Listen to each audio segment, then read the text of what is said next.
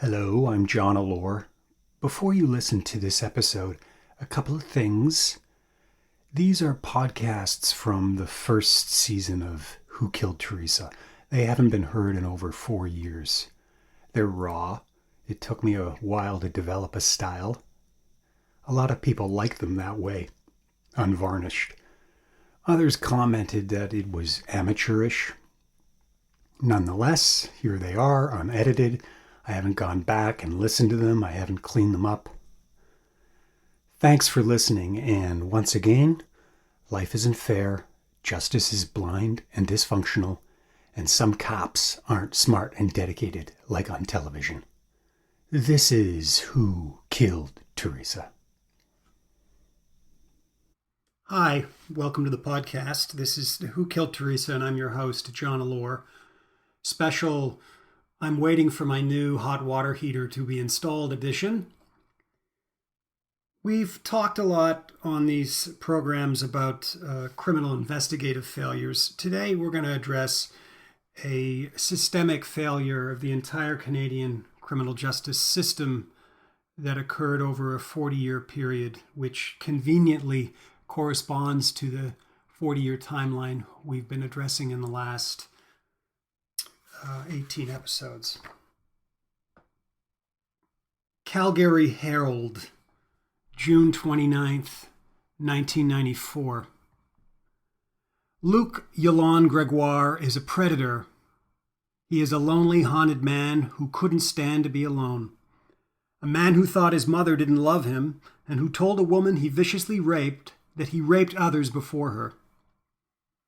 For his former victim, that painful and terrifying moment in 1980 is still very much alive. He didn't need weapons. His hands were weapons, says Nicole Couture, now 46, in French, from her Quebec home. From Couture's account and forensic evidence on the rape of Lelanie Silva in Calgary, a pattern to Gregoire's attacks has emerged. He apparently preferred to crush his victims' throats with his bare hands and then rape them, before or after they were dead. In Lelanie Silva's case, a forensic pathologist told the court it was impossible to tell if Silva was raped before or after death because the two events occurred so close together. Both women were violently beaten and raped late at night in vehicles. Unlike Silva, Couture lived to describe her attacker. In early February 1980, Couture, a mother of 4, went out to a nightclub with several of her female friends. After Couture left the club on her own, Gregoire jumped her from behind and pushed her inside her car in a parkade. He punched her in the face over and over, as if in a panic, she says. Then he put his powerful hands around her throat and started strangling her. Hoping to save her own life, she eventually stopped struggling and pretended to be dead. He started to rape her viciously. It was then that she spoke to him. He said he had a grudge against women because his mother hadn't loved him, Couture recalls. He said he wasn't physically attractive and he had problems having normal relations with women, so it was necessary for him to be violent. She agreed to cooperate to survive. Then he did things to me I don't want to talk about. I was in a terrible state. I was bleeding everywhere. When she told him she had 4 children, the youngest, then 1-year-old, Gregoire agreed that children needed their mother alive. He then said he was upset because he'd been kicked out of the military and that he'd raped 4 or 5 other women since his discharge. While he promised not to rape again, Couture says she knew he would. By his way of talking, his incredible rage, his frustration. 2 weeks after raping Couture, Gregoire was arrested in the same parkade, police say. He was sentenced in May 1981 to 2 years in jail for forcible confinement and indecent assault. When Couture heard of Silva's murder, she hoped this time he'd be sentenced to spend the rest of his life in jail. He destroyed years of her life, she adds, noting within a year of the rape, she divorced her husband, who she found totally unhelpful. Couture has no doubt that Gregoire wasn't normal. I saw him as a person, a sick person. His suffering, in a way, was greater than mine. Gregoire's brother agreed. I think maybe he had a psychiatric problem, says Christian Gregoire, who also denies his brother raped anyone. Their mother still calls Luc a good son, who visited her last year because she couldn't afford the ticket to Calgary. He was cute as a little boy, Claire Gregoire, 70, says from her Sherbrooke, Quebec home. She notes that he joined the 1st Canadian Airborne in 1976 at age 17, but denies that her son was discharged 4 years later for drug use, saying he left by choice. When asked whether she knew about the Silva murder, Ms. Gregoire hung up the phone. But Gregoire's past did haunt his mother.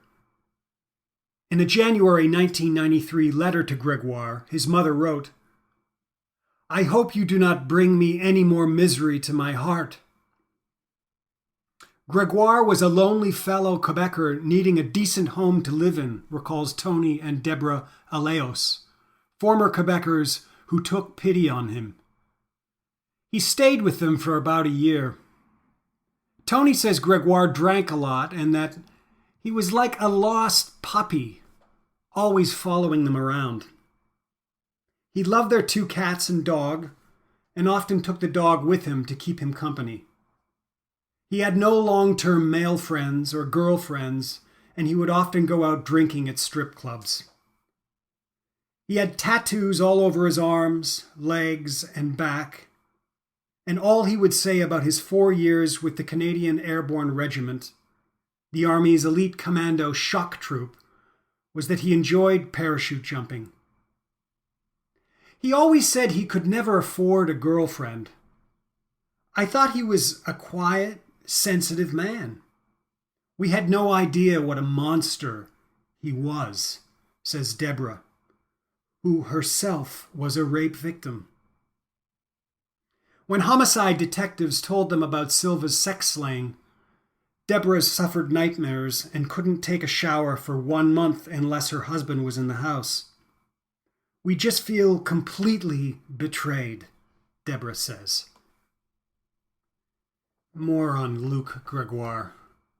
This, I believe, is also from the Calgary Herald, but it's from a year earlier, from May 7th, 1993. RCMP try to find any connections with recent killings in city. RCMP investigators sit down today with city police detectives to compare details between the murder of Lanny Silva and other recent unsolved murders of women. We've had some communication. We have some preliminary information about their case, said Calgary RCMP Inspector Gary Fotheringham.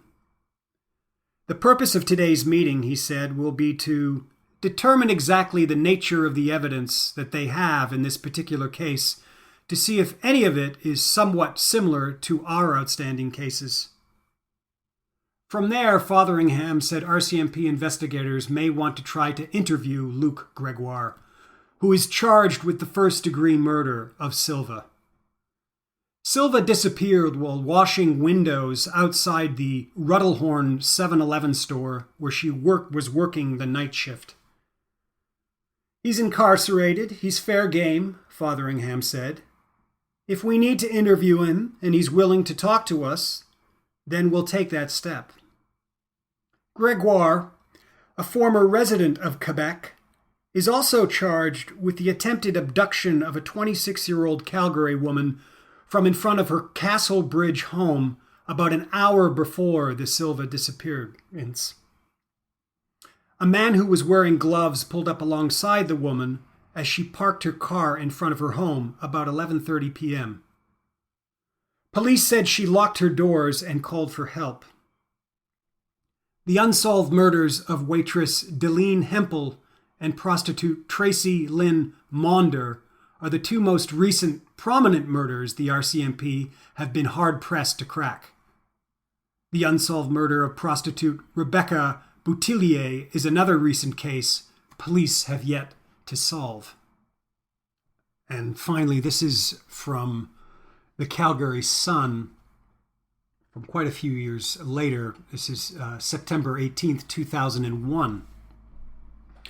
Silva lawsuit settled. The family of murdered 7-Eleven clerk Lanny Silva has reached an out-of-court settlement in their $800,000 lawsuit against the federal government.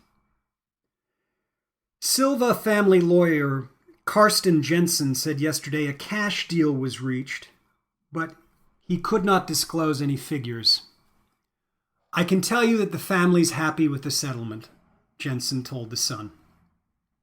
"The federal government paid some money. I can't tell you the amount."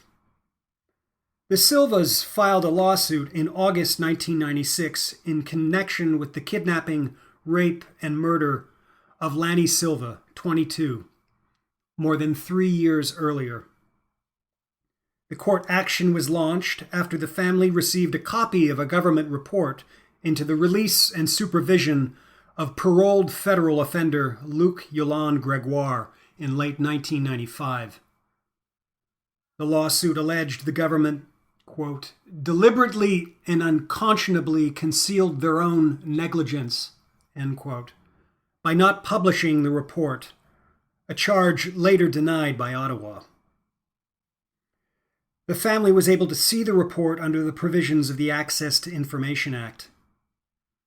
Gregoire abducted Silva from outside a Ruddlehorn Drive Northeast 7-Eleven store where she worked, then sexually assaulted and strangled her May 3rd, 1993. The lawsuit said federal parole officers failed to properly supervise Gregoire after his release from a 7-year armed robbery sentence. It also said Gregoire's parole should have been revoked after he was charged with assaulting a prostitute a month before he killed Silva. Jensen said that while the Silvas in Ottawa have agreed on what money will be paid to the dead woman's estate, federal and provincial governments are still battling over liability. Now, in May of 1993, then Federal Commissioner of Correctional Services of Canada, John Edwards, convenes an investigation into the whole cock-up involving Gregoire's release. And I have a copy of that report. I'm not going to bore you with all of it. It's a 40-page report. It's confidential. And frankly, I don't even remember how I got hold of it. A lot of it is redacted. Some of the findings are quite obvious. It's noted that although the Calgary Police Services had Gregoire on their radar as a serious offender, there was a lack of communication between the police services and the Calgary Central Parole Office, and the parole office failed to notify Calgary Police Services that Gregoire had been paroled and was released into the community. Some other things that despite years of incarceration and documented psychiatric problems and problems with substance abuse, parole officials failed to ever enroll Gregoire in any proper drug or alcohol treatment programs. And the last one of note I would say is that at the time of Gregoire's parole, which occurred in Calgary, they had access to Gregoire's parole files from Quebec, but a lot of the parole officials didn't speak French and failed to get any kind of proper translation of those documents. And had they looked closely, they would have found they had a bigger problem than maybe they realized. what I want to focus on from this report is there's a very detailed chronology of Gregoire's actions. And what I'm going to do is I'm going to cherry pick it for our own purposes and kind of pull out some things that are of note that will lead back to our discussions about the Quebec cases.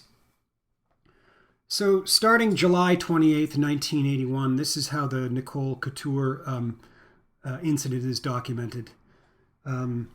Gregoire is convicted and sentenced in Sherbrooke, Quebec, 3 years for armed robbery, forcible confinement, indecent assault on a female, theft, 2 years concurrent, use of a firearm, 1 year consecutive, and failure to appear in court. The robbery was of a gas station, $108, and involved a handgun. The confinement and indecent assault was against a woman in a parking lot while Gregoire was under the influence of alcohol. He demanded that she masturbate him and give him money for a taxi to return home. Now I'll note that Sherbrooke parking lot. Where is it? Well, it's at the corner of Belvedere and King Street, or Route 1112. Yes, that's right. The route we've been talking about is exactly the main corridor, that Route 112, where Louise Cameron disappeared from, is where that parking garage is. Skipping forward, March 11th, 1983. Offender Gregoire is taken into custody in Montreal on charges of assault causing bodily harm, conspiracy to commit robbery, theft over $200. According to his account, offender Gregoire was drinking at the time and went to Montreal. He went to the car to get a case of beer and was approached aggressively by a prostitute. He refused her and pushed her to the ground. According to the prostitute, offender Gregoire wished to have sex with her, and her injuries resulted after she refused. Skip forward to 2-year period, approximately July 1984 to May 1986. Offender Gregoire remains in the community.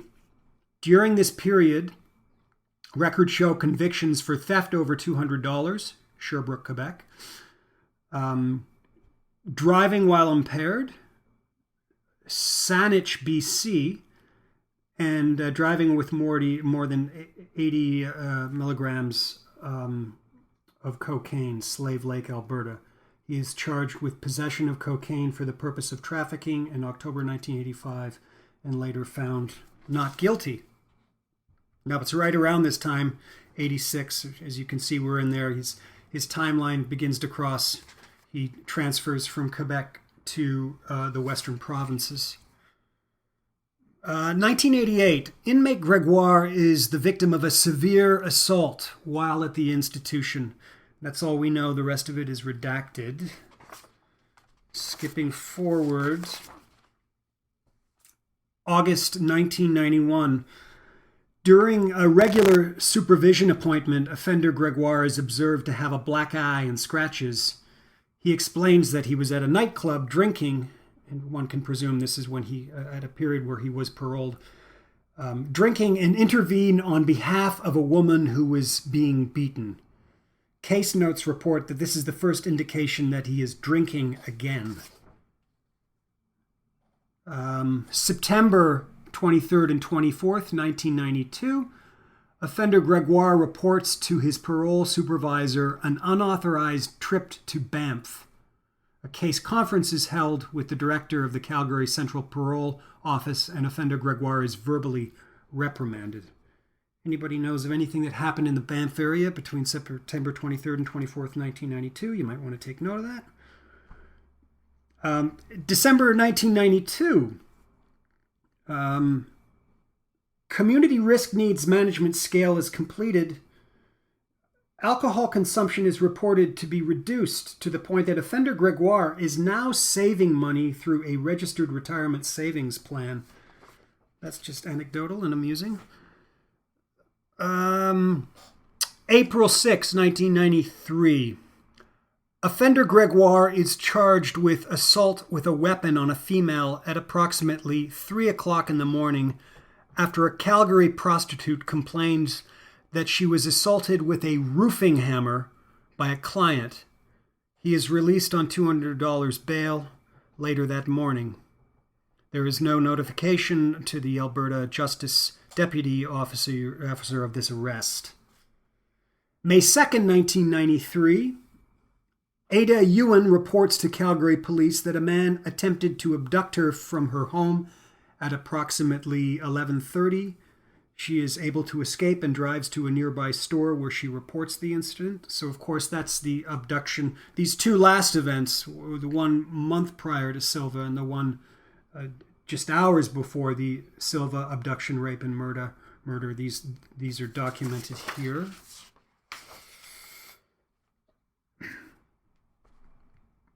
And the last thing I'll note is in the analysis, it says the 1988 assault on inmate Gregoire appears to have motivated him to seek psychological assistance, but this may have been in order to avoid returning to the institution. Following his transfer, inmate Gregoire seems to revert to his pattern of denial and resistance to programming. I merely note, for reasons we'll discuss later, that Gregoire was assaulted while incarcerated. So what does this mean for our purposes with the cases in Sherbrooke and in Montreal? Well, let's start with Sherbrooke. And for more details on this, you'll have to skip back to the second podcast, the one that talks about the investigator Robert Bulak. In that, there's a lot of information about sexual assaults that happened in the Sherbrooke area and Lennoxville area leading up to the disappearance of Theresa Lohr. So for more details, you go here. But to summarize some of that information, several of the women who reported being confronted or attacked between 1977 and 1980 made military references in their descriptions of their encounters. Suzanne Breen, picked up in hitchhiking in 1977, described the man who assaulted her as, quote, military stupid.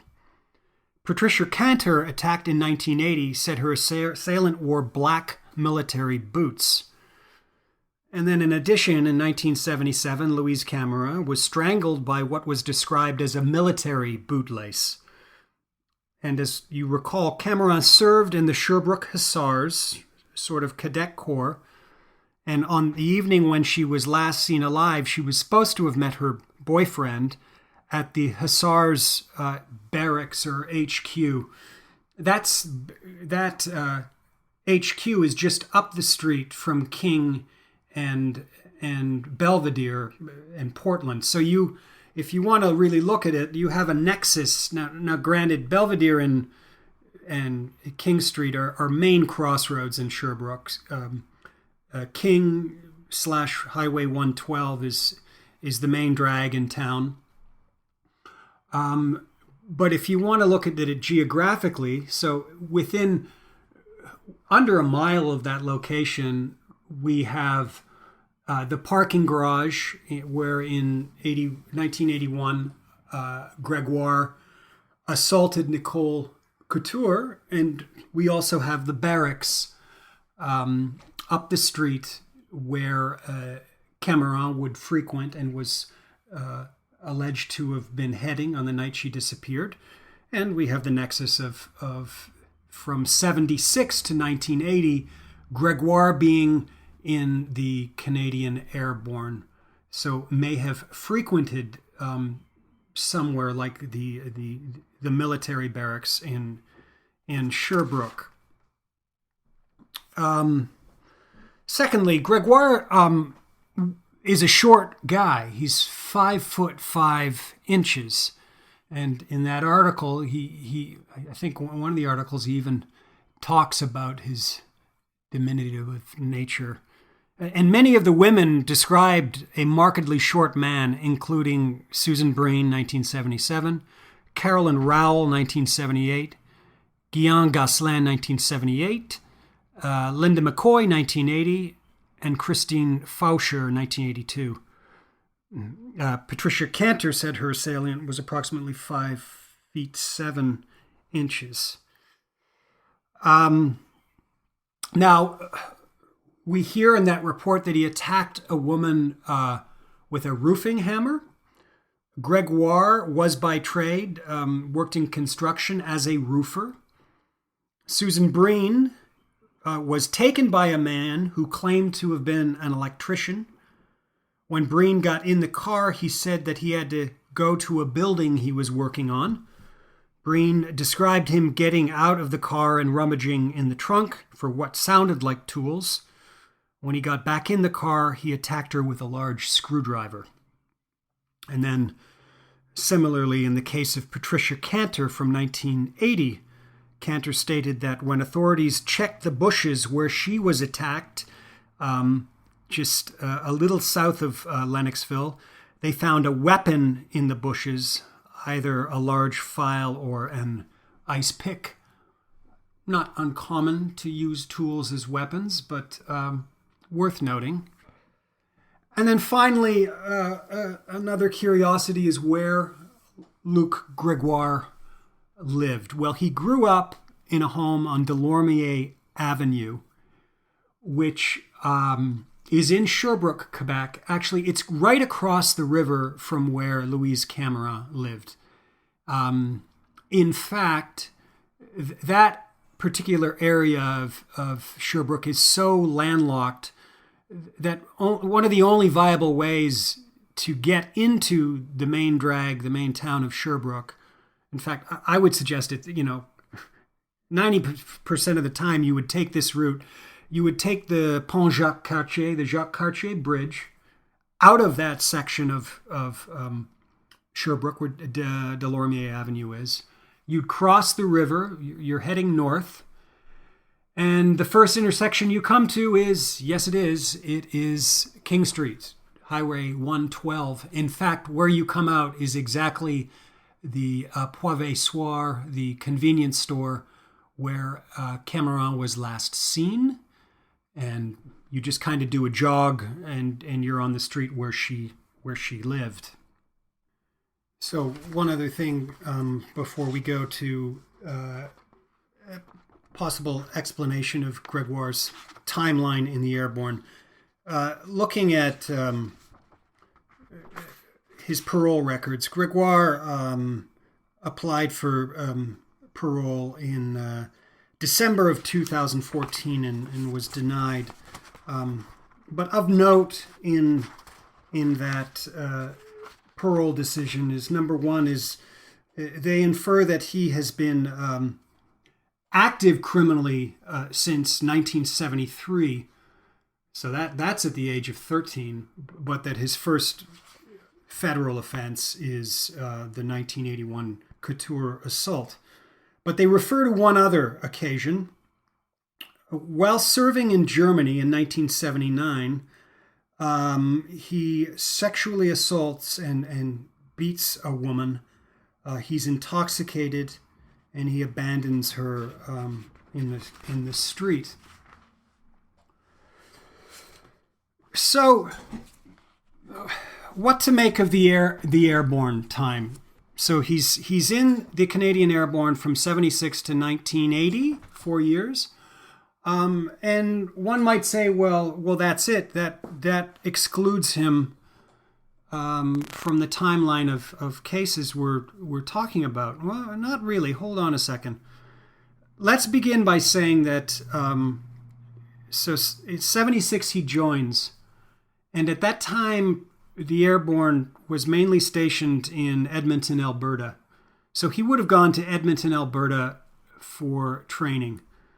And thus we have some sort of explanation as to why he eventually ended up in Edmonton. If he had trained there, he had experience with the area and familiarity with it.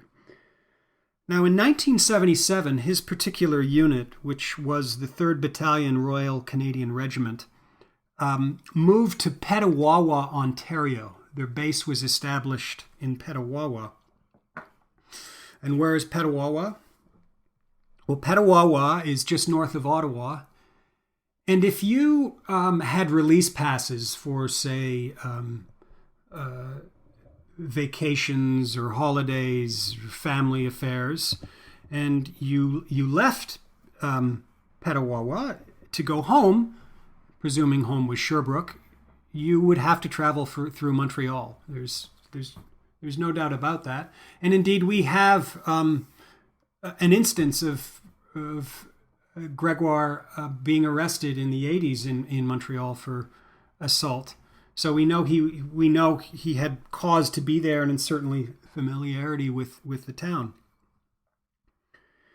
Now, also intriguingly, in '76, the Canadian Airborne was charged to run security for the Montreal Summer Olympics.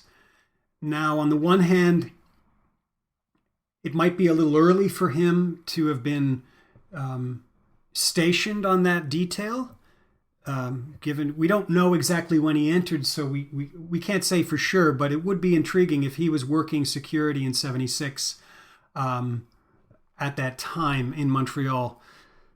However, on the other hand, doesn't explain a lot. If you look at the timeline that we're looking at from Sharon Pryor in '75, say up to '79 when my sister's body is found, the only year where we don't have any activity of violence is 1976. So you could also say, well, maybe nothing went on in those areas because Gregoire was spending all his time in Edmonton, Alberta, learning how to be a paratrooper. Then we also, as noted in the parole document, know that Gregoire, by the time it's 1979, is in Germany. And he's kicked out in '80. We know that the 3rd Battalion of the Royal Canadian Regiment Airborne was stationed at Baden-Solingen in Germany from 1977 to 1984. So at some time in '77, you could presume he moved or was stationed to Germany. Or maybe not. Maybe just some of his regiment went. Maybe he didn't go at that time. But we know definitively at some time in '79 he was in fact in Germany, and could not have been responsible, presumably, for some activity that was happening in the Quebec region. Now, how did I become introduced to the affair of Luc Gregoire? Well, it went like this. After Kim Rosmo did his initial profile on the 3 cases in Sherbrooke, the Allord, Dubé, Cameron, we, and by we I mean Patricia Pearson and myself, asked a Montreal criminologist whose name was Eric Beauregard, if he knew of anyone in the Quebec region that fit the profile. And he said, yeah, actually I do. There's somebody I've been doing research on, and his name is Luc Yolande Gregoire. So that's how we became introduced to Gregoire. And since you can't solve a crime without police, I quickly introduced the name to the Sûreté de Québec. And I've talked about this a little before, but I think initially when I did this, I didn't tell the story very well. So I'll attempt to tell it again. So one of the initial Sûreté de Québec officers who I was really impressed with was a guy named Eric Latour. And not just because he was nice to me or anything like that. He just seemed really, really thorough. And Latour went on to... he was one of the first Quebec officers to travel to Quantico to do some training on behavioral science, and one of the first to work the special team, cold case team for Quebec. And Latour was assigned as my liaison for a period with the Sûreté de Québec, and he worked Gregoire diligently. He traveled to Calgary and met with Calgary investigators who worked on the Gregoire Silva case. Certainly would have gone through all of their file materials, which they shared with him. Certainly, I know he traveled to Archambault. At some point, Gregoire was transferred from Calgary to Quebec, presumably so he could be closer to his family members, his mother, his brother, and was in the Supermax facility at Archambault, Saint-Anne-des-Plains, just north of Laval, just north of Montreal in Quebec. So I know that they administered a polygraph to Gregoire in the matter, and surprise, surprise, the polygraph says he didn't do it. I also know that they had an informant, either in his cell. I think they're single cells at Archambault, adjacent to his cell, who was working him for Gregoire for information, and it came up inconclusive. And Latour's final assessment was that Gregoire didn't do it, didn't kill my sister. But then again, he was only, to begin with, he was only talking in the interest of my family member. He would have never discussed with me anything they found out about Manon's Bay, or probably more significantly, because there's more in common with it, Louise Camera. And certainly at that time, we were not discussing any Montreal homicides whatsoever. So they would not have looked at any of that information.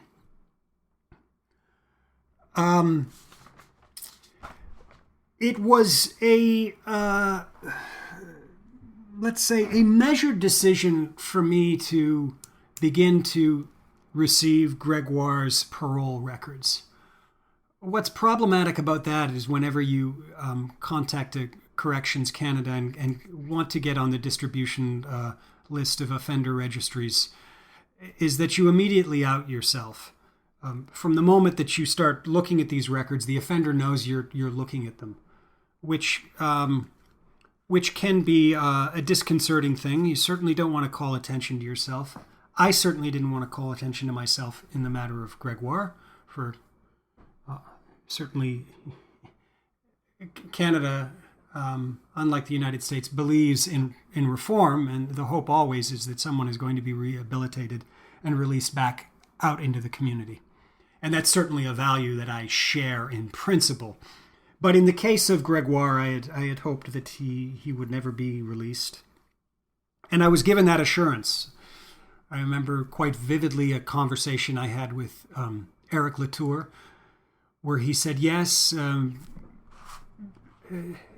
mandatory life sentence is 25 years, but if you serve 2/3 of that, you can be released on parole. So in the case of Gregoire, that would have meant I'm doing my 17, right around 2014-15 when I began receiving the parole records.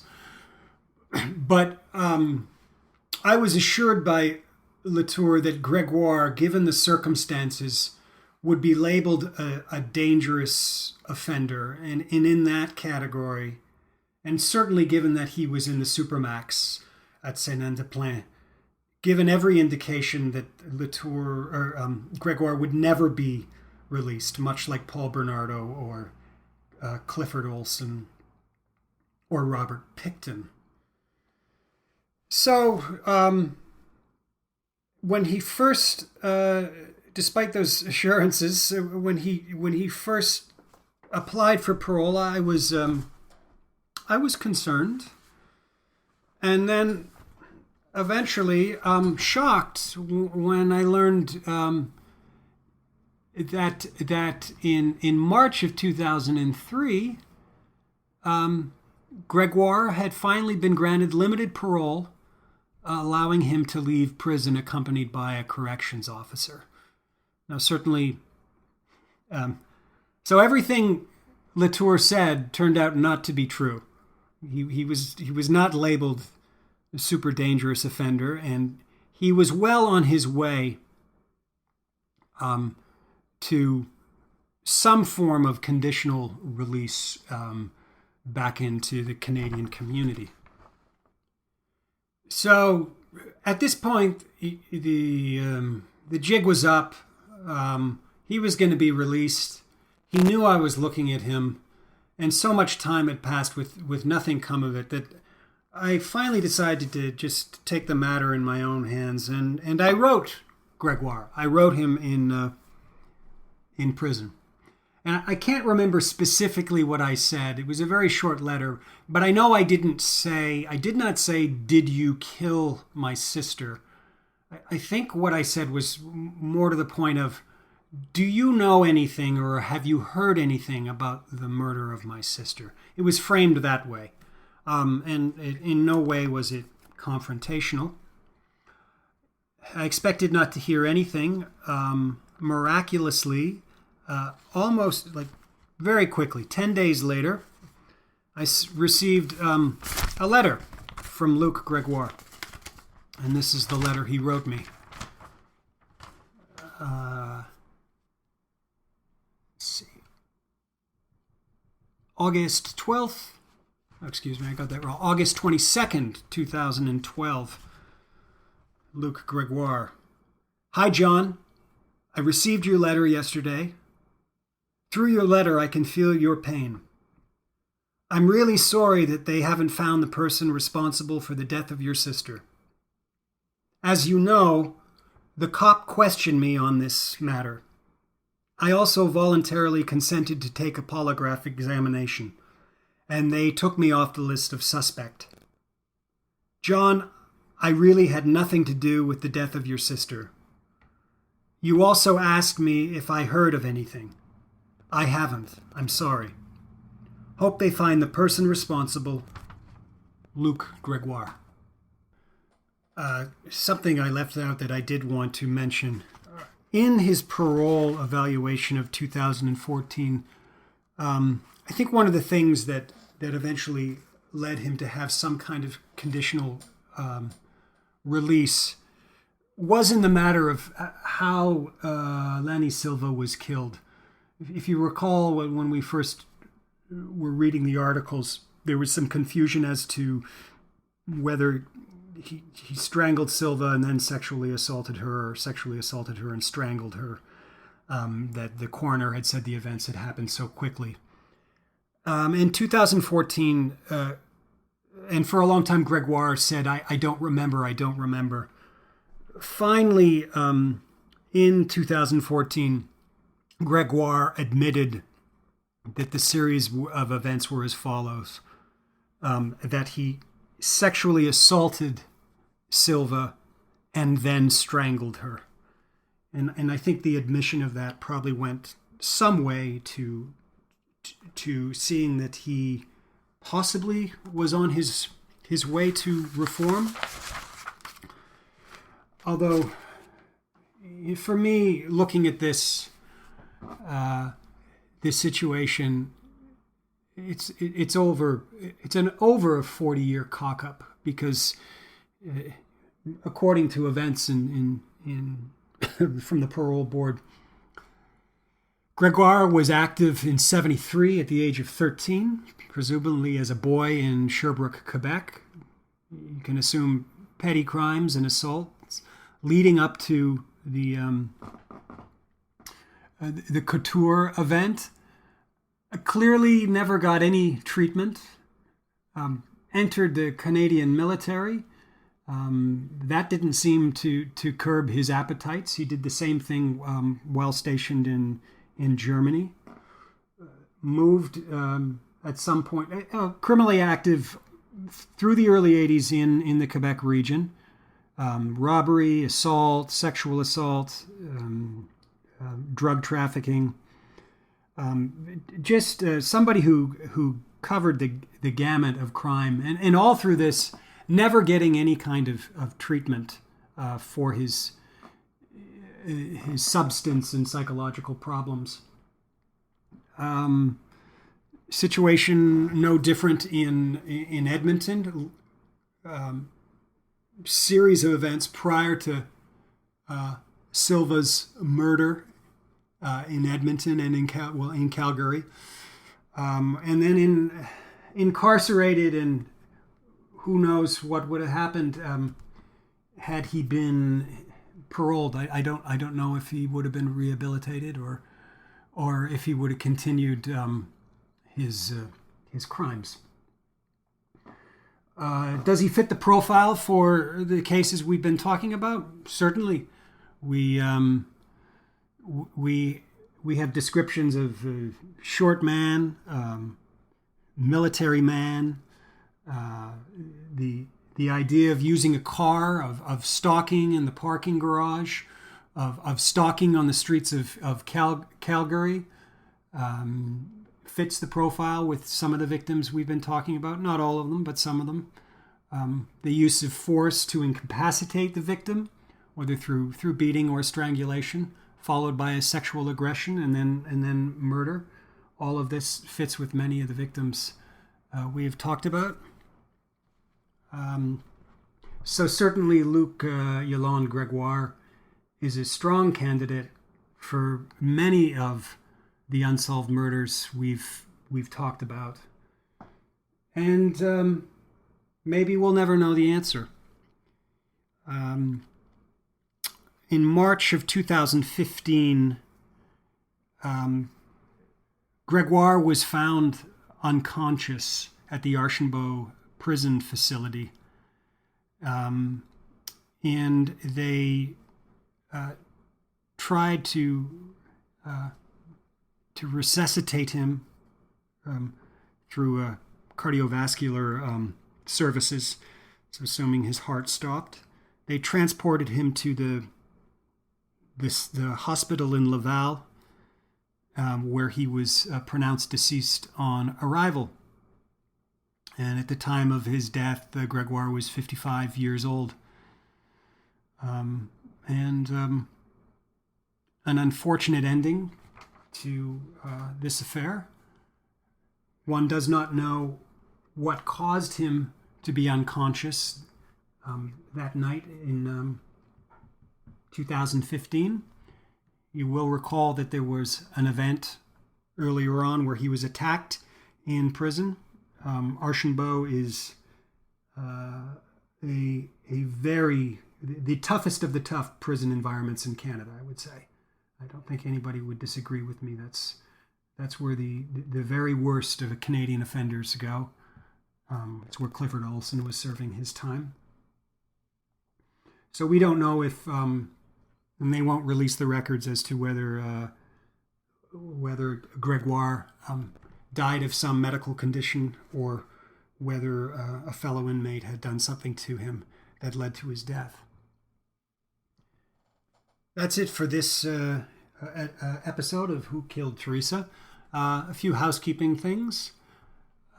If you go to the website, www.theresaallore.com, TheresaAllore, I'll post this podcast. If you're looking for any information discussed in this episode, there's the ability to search on that web page. If you just plug in Gregoire there, it'll pull up any article I posted or blog post I've made about Gregoire over the past 16, 17 years.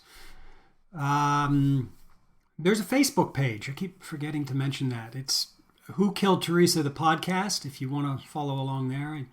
I post things about other cases and certainly things about this case, things that are more visually oriented rather than orally oriented. I'm on Twitter at Justice Guy. That's at JUSTUSGUI. And again, much of what I post is about criminal justice and public policy. So if you want to follow along, by all means. There's a YouTube station. There's everything. It's ridiculous. But there's a YouTube station. If you just search on Theresa Allore on YouTube, it'll pull it up. I have where over the years I've posted any news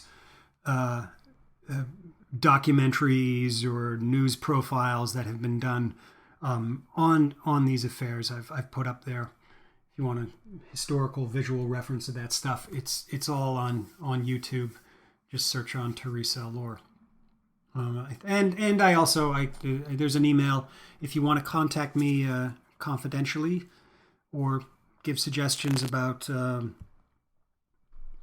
future programs, projects, other information, things you'd like clarification on, that's a Gmail address. It's theresalore@gmail.com. TheresaAllore@gmail.com. Thanks a lot for listening this round, and I hope you have a great afternoon. Take care.